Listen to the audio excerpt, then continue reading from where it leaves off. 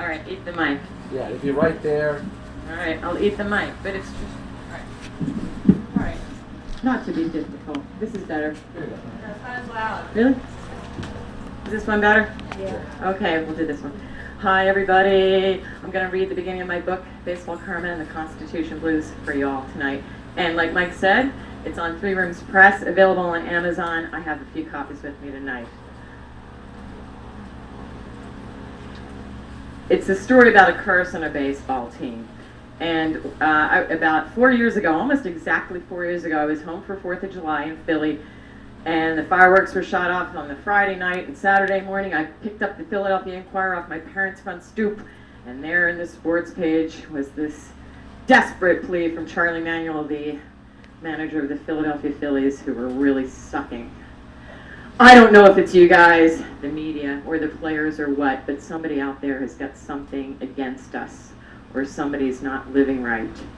If you guys are very religious, please go to church. Pray for us. So I went back to the Church of Baseball and I wrote this book.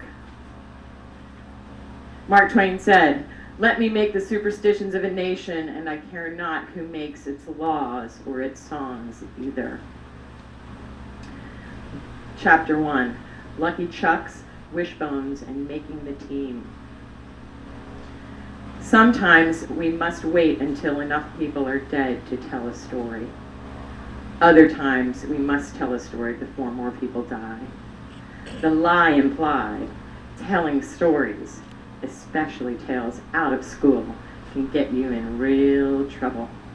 Get you labeled a muckraking nut. If there's an omerta involved, forget about it. Then again, if we all went back to confession, we could put Jerry Springer out of business, redeem our culture, recover our lost souls, and refortify our collective constitution. My name is Mary Catherine Carmichael. My RIP list is getting too long. Now hear my confession.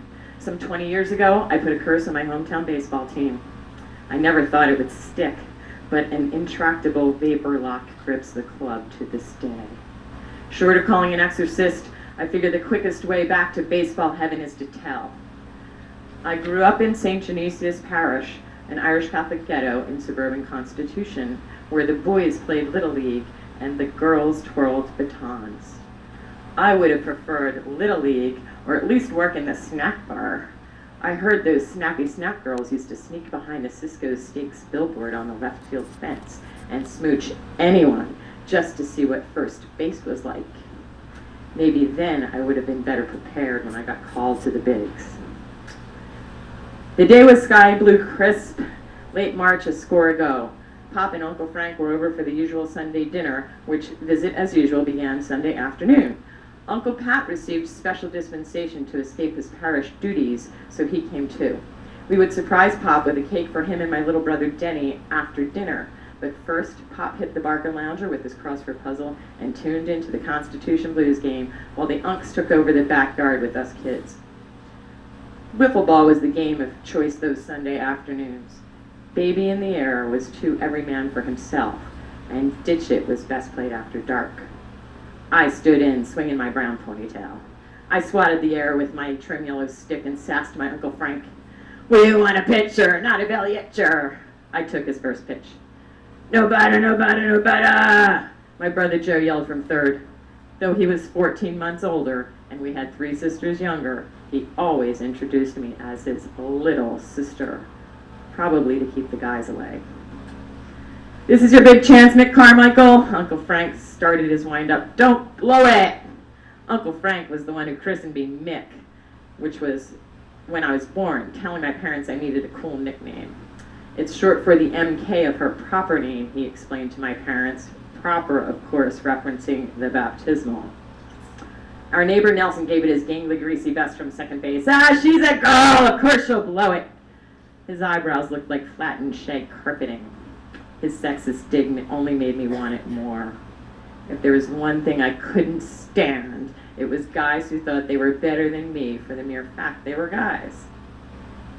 Uncle Frank threw. I smashed a fly over Nelson's head to right center. I rounded the bases, waving thank you to my imaginary fans, was embraced and high-fived by my teammates Trish, Maggie, and Tom, and touched home.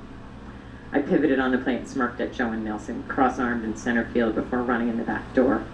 I got your girl right here, yo.